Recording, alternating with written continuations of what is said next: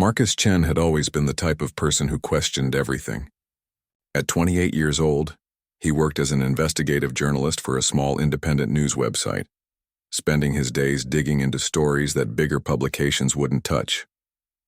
His apartment was cluttered with stacks of documents, photographs pinned to corkboards, and multiple computer screens displaying encrypted chat windows and government databases.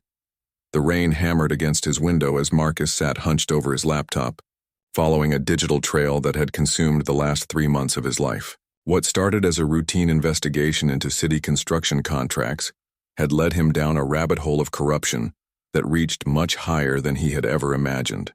The numbers didn't add up, the signatures looked suspicious, and the companies involved seemed to exist only on paper. Marcus had grown up in the rough neighborhoods of East Oakland, where questioning authority was a survival skill. His mother had worked 3 jobs to keep food on the table after his father disappeared when Marcus was 12.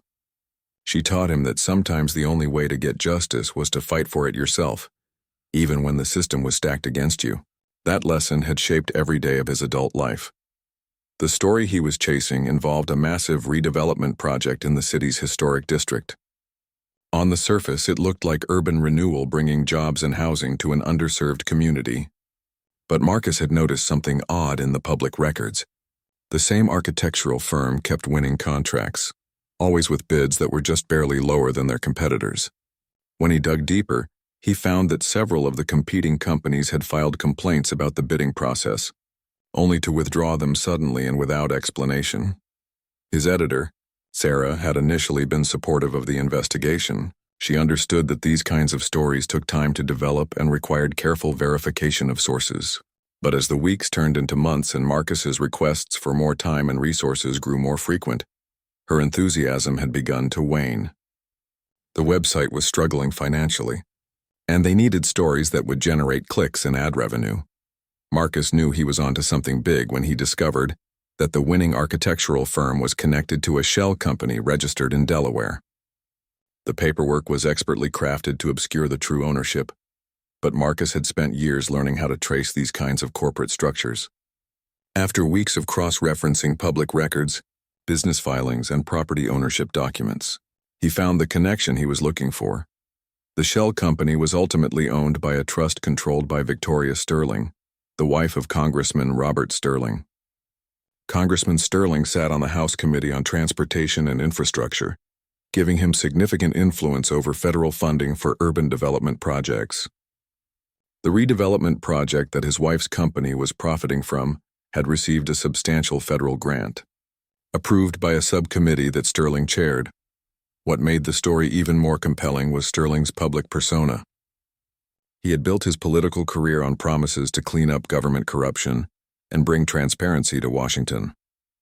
His campaign advertisements featured him speaking directly to the camera about the need to hold politicians accountable for their actions. He had authored legislation requiring stricter disclosure rules for government contractors and had given countless interviews, condemning the revolving door between public service and private profit. Marcus spent weeks verifying every detail of his findings. He traced bank transfers, examined property records, and interviewed former employees of the companies involved. Several sources spoke to him on condition of anonymity, describing a systematic effort to steer contracts toward Sterling's wife's company. One former city planning official told Marcus that they had been pressured to fast-track approvals for projects connected to Sterling's network. The more Marcus learned, the more dangerous his investigation became. He started noticing the same car parked outside his apartment building on multiple occasions. His phone would sometimes make strange clicking noises during calls, and he received several hang-up calls in the middle of the night. When he mentioned these incidents to Sarah, she suggested he might be becoming paranoid from spending too much time alone working on the story. Marcus had learned to trust his instincts, and his instincts told him that someone was watching him. He began taking different routes to work each day and started meeting his sources in public places like coffee shops and libraries. He also made backup copies of all his files and stored them in multiple locations, including a safety deposit box at a bank across town. Despite the pressure and the mounting evidence that someone wanted him to stop digging, Marcus continued his investigation. He had grown up believing that the truth mattered, and that ordinary people deserved to know when their elected officials were betraying their trust. The story he was developing would expose not just financial corruption, but a systematic abuse of power that reached into the highest levels of government. As Marcus prepared to contact Congressman Sterling's office for comment, he received an unexpected phone call. The voice on the other end was calm and professional, identifying himself as a representative of a private security firm. The caller suggested that Marcus might want to reconsider his current project, mentioning specific details about his investigation that should have been known only to Marcus and his sources. The call lasted less than 2 minutes, but it changed everything. Marcus realized that his investigation had attracted attention from people with resources and connections far beyond what a small-time journalist could handle. He was no longer just chasing a story about municipal corruption. He had stumbled into a web of influence and power that extended from City Hall to the halls of Congress, protected by people who were willing to do whatever it took to keep their secrets buried. That night, Marcus sat in his cluttered apartment, staring at the documents and photographs that represented months of careful work. He knew that publishing the story would make him enemies, but he also knew that walking away would betray everything he believed in. The choice he made in the next few days would determine not just his career, but possibly his life. The next morning brought an unexpected visitor to Marcus's door. Detective Angela Rodriguez from the city's Financial Crimes Unit stood in his hallway, her badge visible in her jacket pocket. She was in her early 40s with sharp eyes that seemed to take in every detail of Marcus's nervous demeanor. She asked if she could come in for a conversation. Mentioning that his name had come up in an ongoing investigation, Marcus invited her inside, clearing newspapers and case files from his couch so she could sit down. Rodriguez looked around the apartment, noting the organized chaos of his research materials. She explained that the police department had received several tips about a journalist who was allegedly harassing city officials and making unfounded accusations about government contracts. The conversation felt like a chess match, with each participant trying to gather information while revealing as little as possible. Rodriguez asked about his sources, his research methods, and whether he had attempted to contact anyone in Congressman Sterling's office. Marcus answered carefully, providing enough information to seem cooperative while protecting the people who had trusted him with sensitive details. Rodriguez seemed genuinely interested in the corruption Marcus had uncovered, but she also warned him about the potential legal consequences of his investigation. She mentioned laws about interfering with ongoing police investigations and the serious penalties for publishing false information about public officials. Her tone was professional but carried an underlying message that Marcus understood clearly. After Rodriguez left, Marcus called his most trusted source, a former city contractor named David who had first tipped him off about the suspicious bidding patterns. David's phone went straight to voicemail, and when Marcus tried calling his office, he was told that David no longer worked there and had left no forwarding information. 2 other sources had similarly vanished, their phone numbers disconnected and their previous employers claiming no knowledge of their current whereabouts. Marcus realized that his investigation had triggered a systematic effort to isolate him from his sources and discredit his work. Someone with significant resources was working methodically to dismantle his story before he could publish it. The timing of Detective Rodriguez's visit, combined with the simultaneous disappearance of his sources, suggested a level of coordination that went far beyond routine damage control. Despite the mounting pressure, Marcus decided to accelerate his timeline for publication. He spent the next 3 days writing a comprehensive article that laid out all of his findings, complete with supporting documentation and detailed explanations of the financial connections he had traced. He included photographs of relevant documents and created a timeline showing how the corruption scheme had developed over several years. The article painted a picture of systematic corruption that extended from City Hall to Congress. Marcus documented how Congressman Sterling had used his position to steer federal funding toward projects that would benefit his wife's company, how city officials had been pressured to approve questionable contracts, and how a network of shell companies had been created to obscure the true beneficiaries of public spending. Before submitting the article to his editor, Marcus made additional copies of all his research materials and distributed them to secure locations. He also prepared a detailed memo explaining his investigation and sent copies to several other journalists, civil rights organizations, and government watchdog groups. If something happened to him, he wanted to ensure that the story would still see the light of day. When Marcus finally met with Sarah to discuss publication, her reaction surprised him. Instead of the enthusiasm he had expected, she seemed nervous and uncomfortable. She had received phone calls from advertisers threatening to pull their support if the website published unsubstantiated accusations against a sitting congressman. The website's lawyer had also raised concerns about potential libel lawsuits and the cost of defending against legal challenges. Sarah explained that the website simply didn't have the resources to fight the kind of legal battle that would inevitably follow publication of Marcus's story. She suggested that he try to interest a larger news organization with deeper pockets and more experienced legal teams. Her message was clear. The small independent website that had employed him for 3 years was not going to be the platform for his biggest story. Marcus left the meeting feeling betrayed and isolated. The system he had spent years trying to expose was proving more powerful than he had imagined.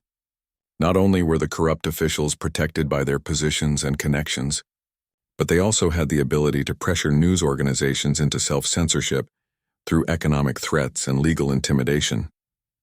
That evening, Marcus received another phone call from the same calm voice that had contacted him before. This time the caller was more direct. He suggested that Marcus might be happier working in a different field, perhaps in a different city.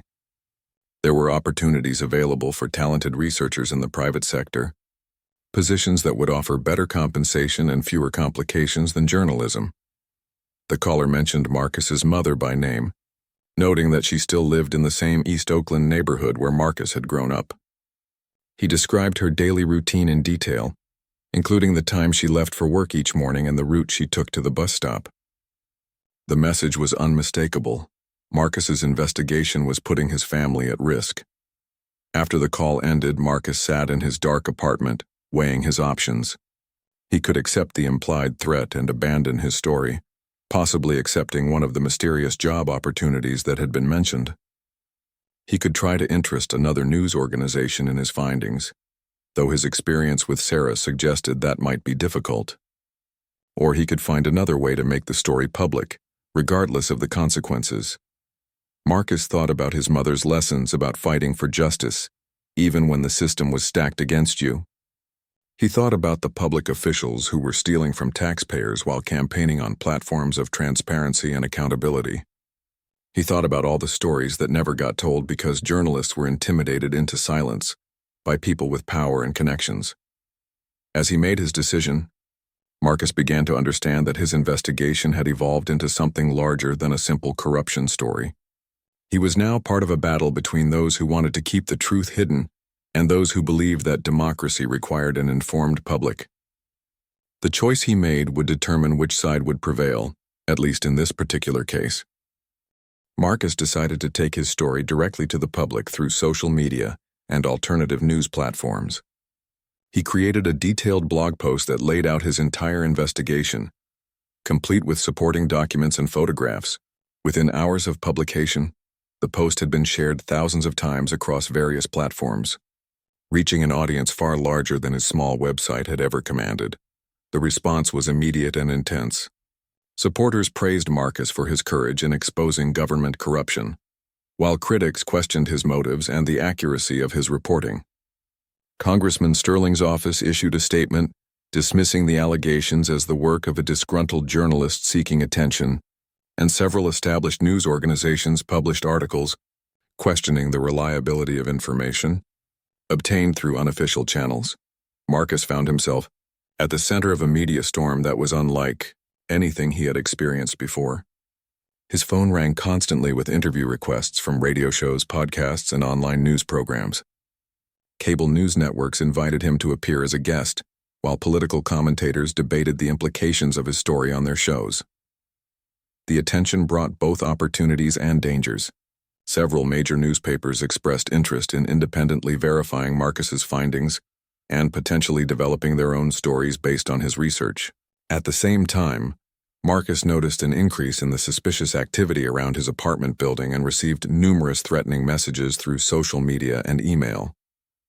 Marcus's mother called him, Worried about news reports she had seen mentioning her son's name, she told him that she had noticed strangers asking questions about him in their old neighborhood, claiming to be journalists, but behaving more like investigators. Marcus advised her to be careful about talking to anyone she didn't know and suggested she might want to stay with relatives for a few weeks. The pressure intensified when Marcus received a formal cease and desist letter from a law firm representing Congressman Sterling. The letter accused him of publishing defamatory statements and threatened to seek monetary damages for harm to Sterling's reputation.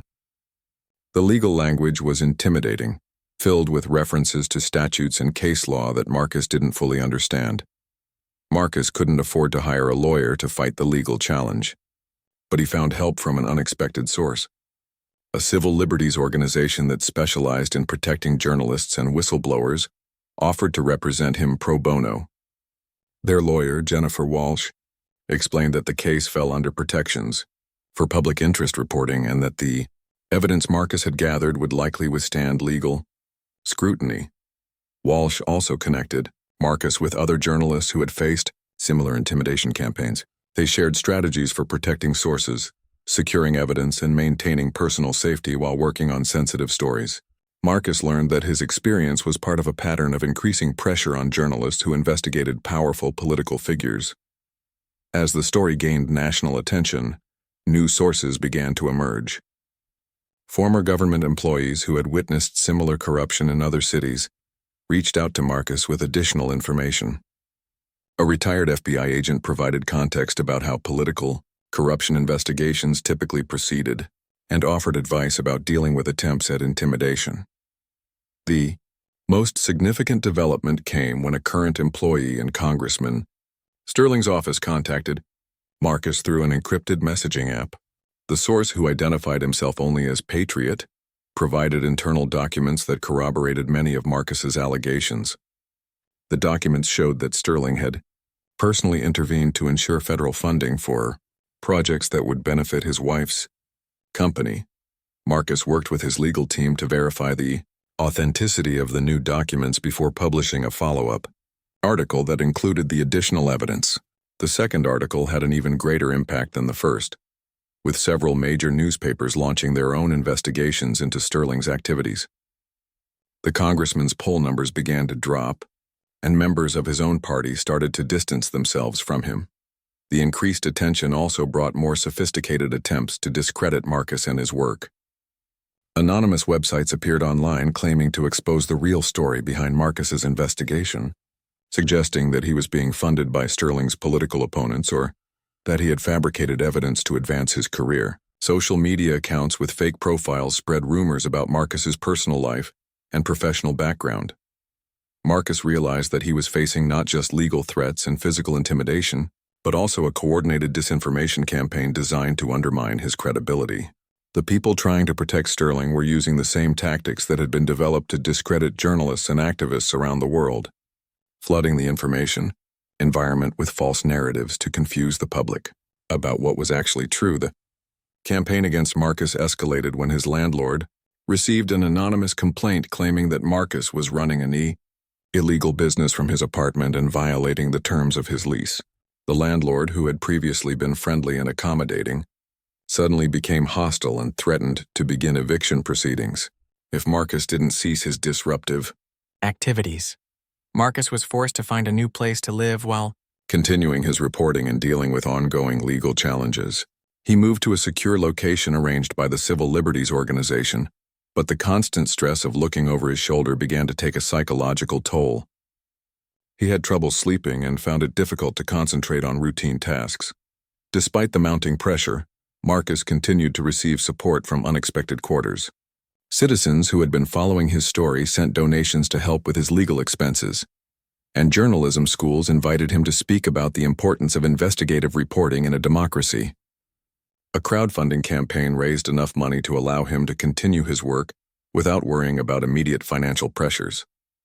The support gave Marcus renewed energy to continue his investigation. He began to explore whether Sterling's corruption was part of a larger pattern involving other members of Congress and their families. The initial story about municipal contracts had opened a door to a much broader examination of how political Influence was bought and sold in contemporary American politics. As Marcus prepared to publish his next article, he received a phone call that would change everything. The voice was familiar.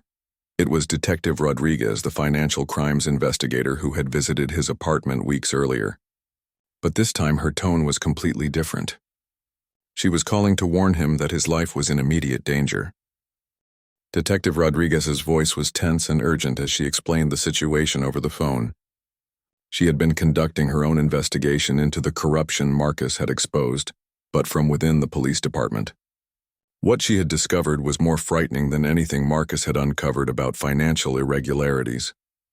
There were people with connections to organized crime who had a financial interest in keeping Sterling's activities hidden. Rodriguez explained that she had been monitoring communications between several individuals who were discussing Marcus as a problem that needed to be solved permanently.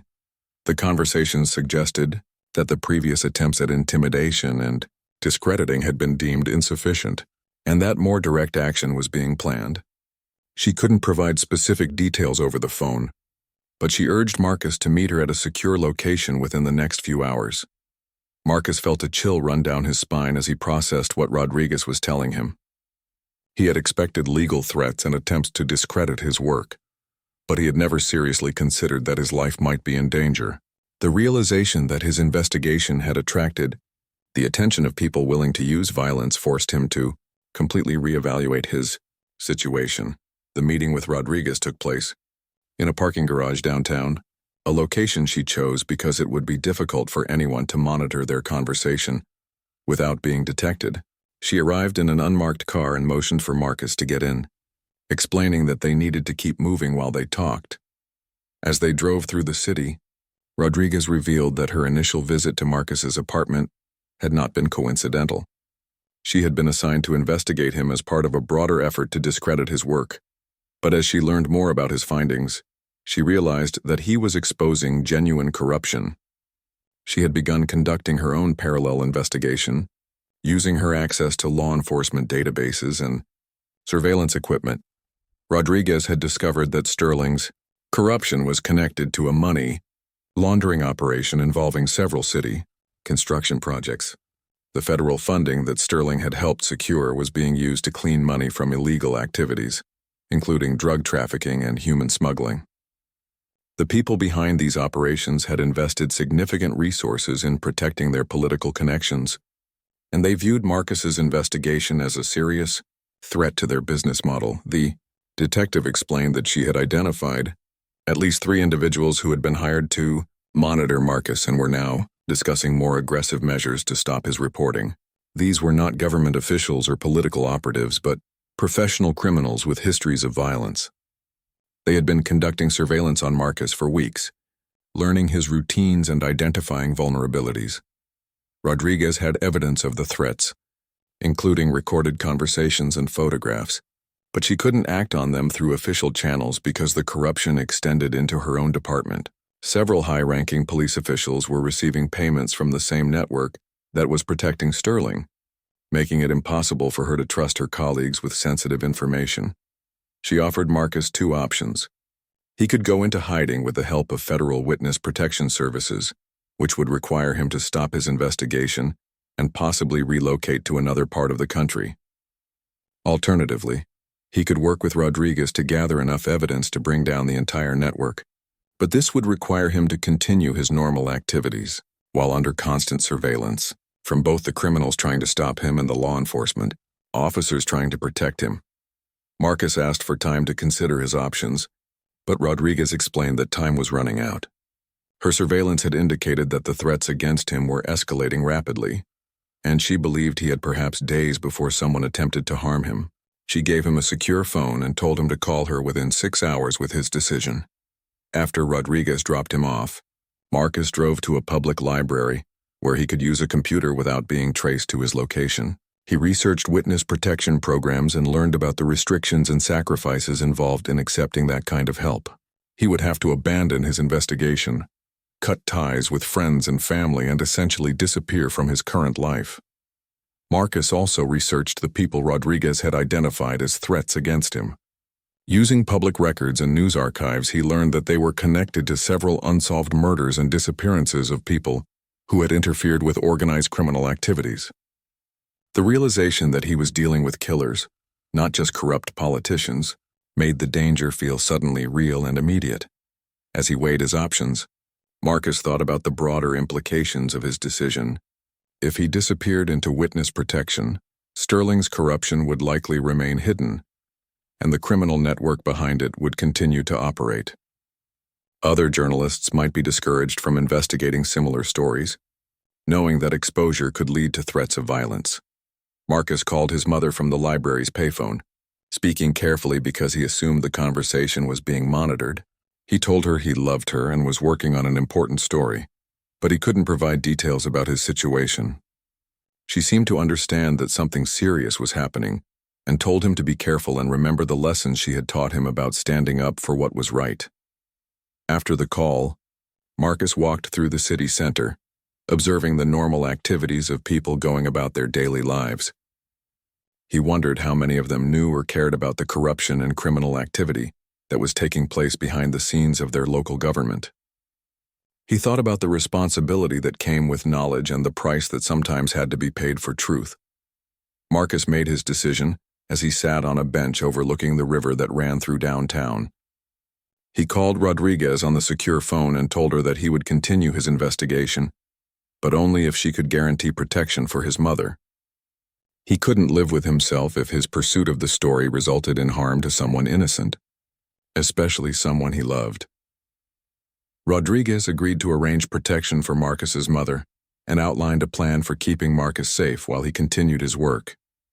She would provide him with a security detail disguised as casual surveillance, and they would set up a secure communication system that would allow him to continue working with sources without exposing them to danger.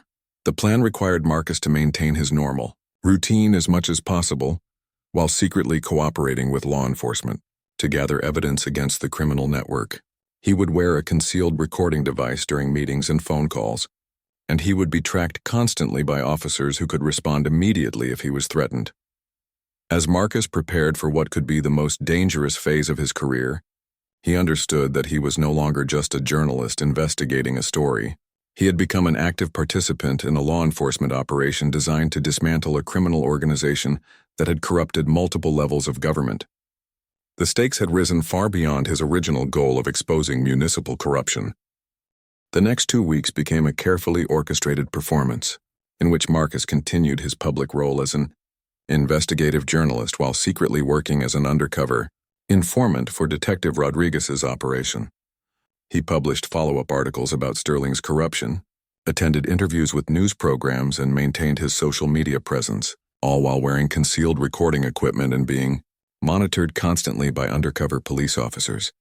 The deception required Marcus to compartmentalize his emotions and maintain his normal behavior despite knowing that dangerous people were watching his every move. He had to act surprised when sources contacted him with new information, even though Rodriguez had briefed him about what they were likely to reveal. He had to express genuine outrage about corruption during interviews while secretly hoping that his performance would encourage the criminals to reveal more about their operations. The most challenging aspect of the operation was continuing to work with his legitimate sources while protecting them from the criminal investigation. Marcus had to warn several people to be careful about their communications without explaining why, and he had to decline meetings with sources who might be endangered by association with him. Some of his best contacts began to distance themselves, sensing that something had changed about his situation. Rodriguez's surveillance team identified the 3 men who had been hired to harm Marcus, and they began monitoring these individuals as closely as they were protecting Marcus himself.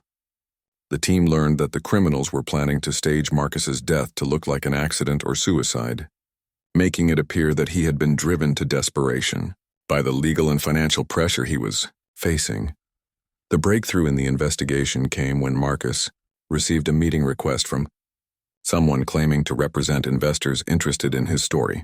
The message, sent through encrypted channels, suggested that certain people were willing to pay substantial amounts of money for Marcus to cease his investigation and publish a retraction of his allegations against Congressman Sterling. Rodriguez and her team recognized this as an opportunity to gather direct evidence of the corruption and criminal conspiracy. They equipped Marcus with advanced recording equipment and positioned surveillance teams around the meeting location, a private dining room in an upscale restaurant downtown. The plan was to gather enough evidence to arrest everyone involved in the criminal network simultaneously. Marcus arrived at the restaurant feeling a mixture of fear and anticipation. He was met by a well-dressed man in his 50s who introduced himself as Thomas Kellerman, describing himself as a consultant who specialized in helping clients manage public relations challenges. Kellerman was accompanied by a younger woman who was introduced as his assistant, but who Marcus suspected was actually there to intimidate him. The conversation began cordially, with Kellerman expressing admiration for Marcus's investigative skills and suggesting that those talents could be better utilized in the private sector. He offered Marcus a position with a consulting firm that worked with government contractors, providing research services that would pay 10 times what he was earning as a journalist. When Marcus declined the job offer, Kellerman's tone became more direct. He explained that Marcus's investigation was causing unnecessary problems for people who were simply trying to conduct legitimate business within the existing political system. He suggested that everyone would benefit if Marcus could find a way to correct the misunderstandings in his reporting.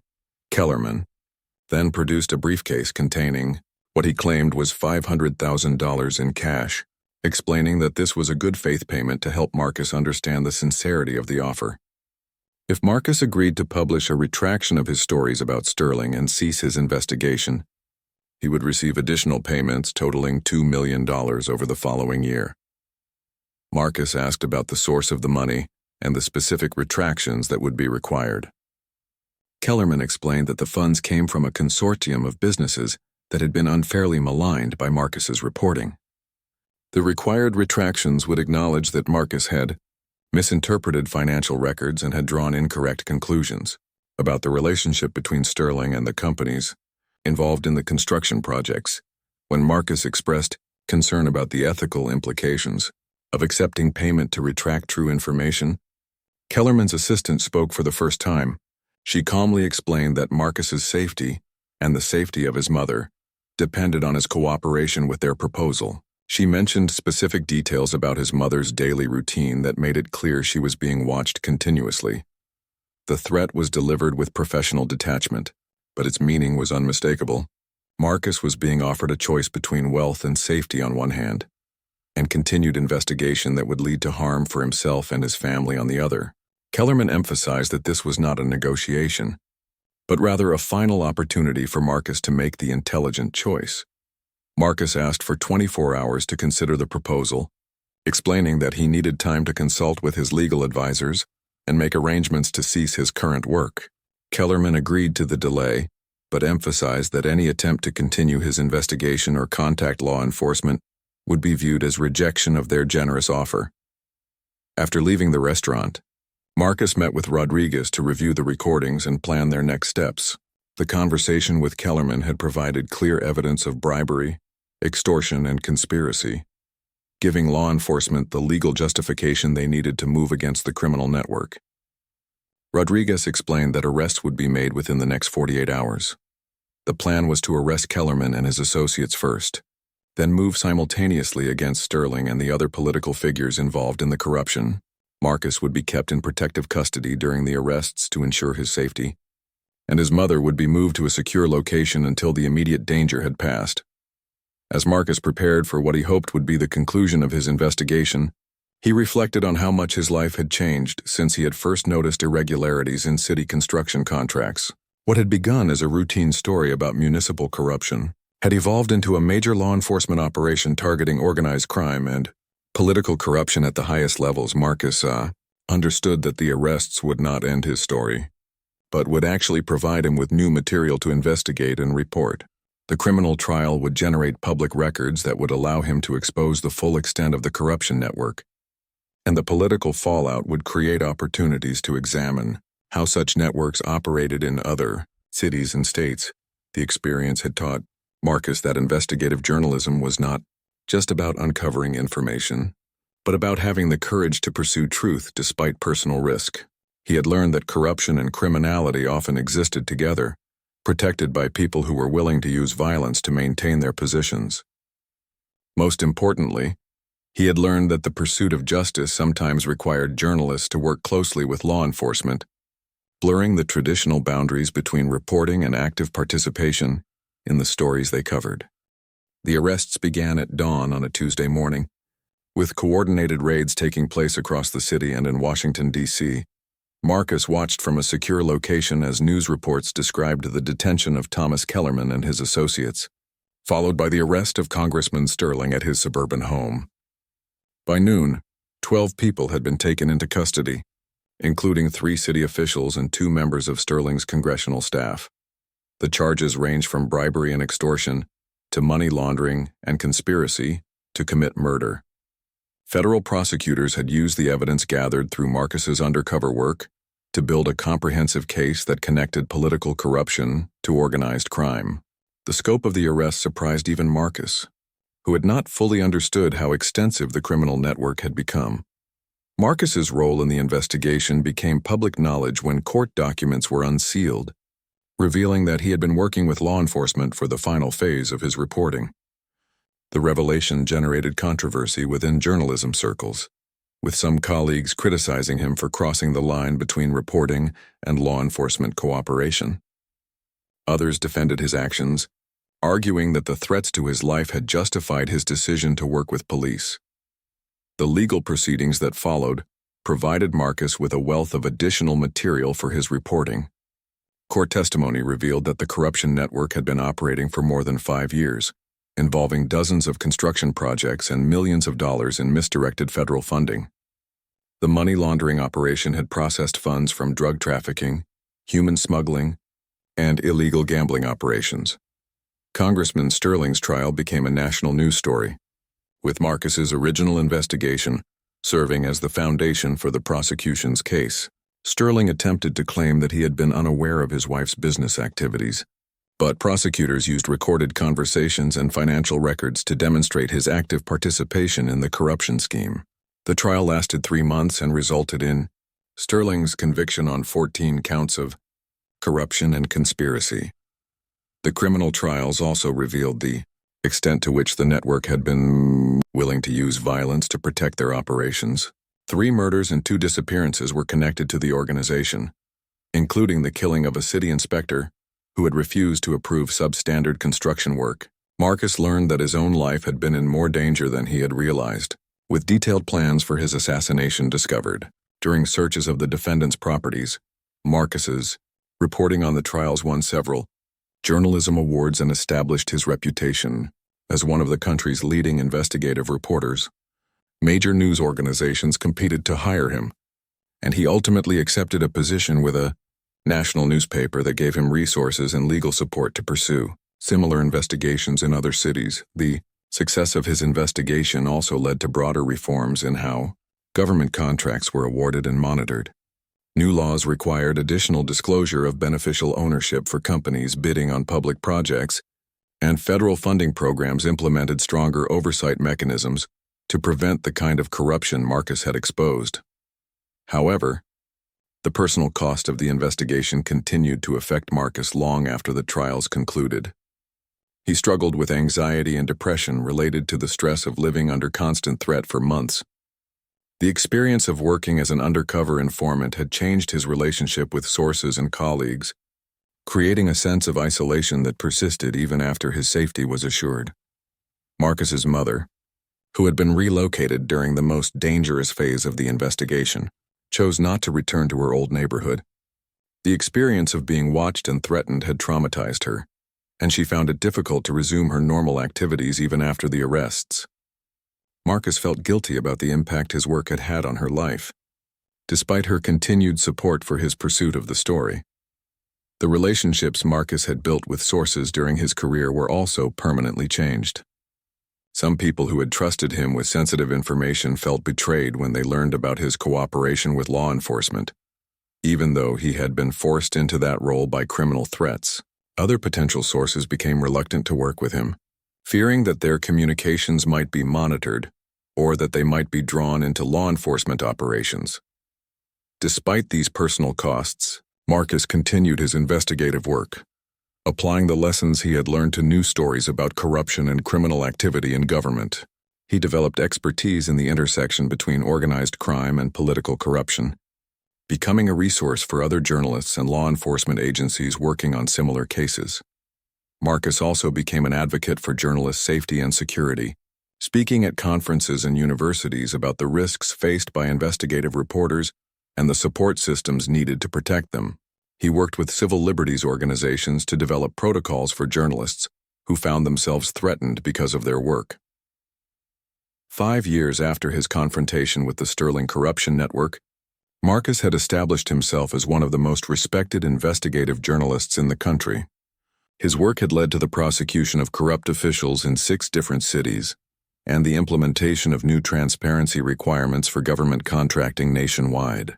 The newspaper where he worked had created a dedicated investigative unit with Marcus as its director, giving him the resources to pursue complex stories that smaller organizations couldn't handle. The Sterling case had become a model for how journalists and law enforcement could work together when criminal organizations threatened press freedom. Marcus had helped develop guidelines that protected both journalistic independence and public safety, ensuring that reporters could cooperate with police when necessary without compromising their professional integrity. Marcus's personal life had also stabilized. Though the scars from his dangerous investigation remained visible, he had married Detective Angela Rodriguez, who had left the police force to become a private investigator specializing in corporate fraud. Their professional partnership had evolved into a personal relationship based on shared experiences and mutual respect for each other's courage under pressure. The couple had established a foundation that provided legal and financial support to journalists facing threats because of their work. The foundation had helped dozens of reporters continue their investigations despite intimidation campaigns, and had successfully lobbied for stronger legal protections for press freedom at both state and federal levels. Marcus often reflected on the choices he had made during the Sterling investigation and the unexpected direction his life had taken as a result. The scared young journalist who had stumbled onto a corruption story had been transformed into a nationally recognized expert on political crime and a powerful advocate for press freedom. The investigation that had nearly cost him his life had ultimately given his career a purpose and direction that he could never have imagined. The criminal network that had threatened Marcus was completely dismantled, with most of its leaders serving long prison sentences. Congressman Sterling died in federal prison 3 years into his 20-year sentence, never having revealed the full extent of his criminal associations. The construction projects that had been used to launder money were investigated and rebuilt according to proper standards, and the federal funding programs involved were reformed to prevent similar abuse. Marcus's story had become required reading in journalism schools across the country, used to teach students about both the opportunities and the risks of investigative reporting. He frequently spoke to young journalists about the importance of courage in pursuing truth, while also emphasizing the need for careful consideration of personal safety and the potential consequences of their work. As Marcus looked back on his transformation from a small-time journalist to a national figure, he understood that his confrontation with the Sterling network had been a defining moment not just in his career, but in his understanding of his role as a citizen and a professional. The rule breaker who had taken on a palace protector had not only survived the encounter, but had used it to build a platform for exposing corruption and protecting press freedom on a much larger scale. The investigation that began with suspicious construction contracts had taught Marcus that democracy depended on citizens who were willing to take risks to hold their leaders accountable. His willingness to break the unwritten rules of political journalism and challenge powerful people had nearly destroyed him. But it had also revealed the strength and resilience that he never knew he possessed. Marcus Chen had learned that sometimes the greatest victories came from the most dangerous battles, and that the price of truth was often higher than anyone expected to pay. But he had also learned that courage was contagious, and that one person's willingness to stand up to corruption could inspire others to join the fight for justice and accountability. His story had become proof that even the most powerful criminal networks could be brought down by ordinary people who refused to be intimidated into silence.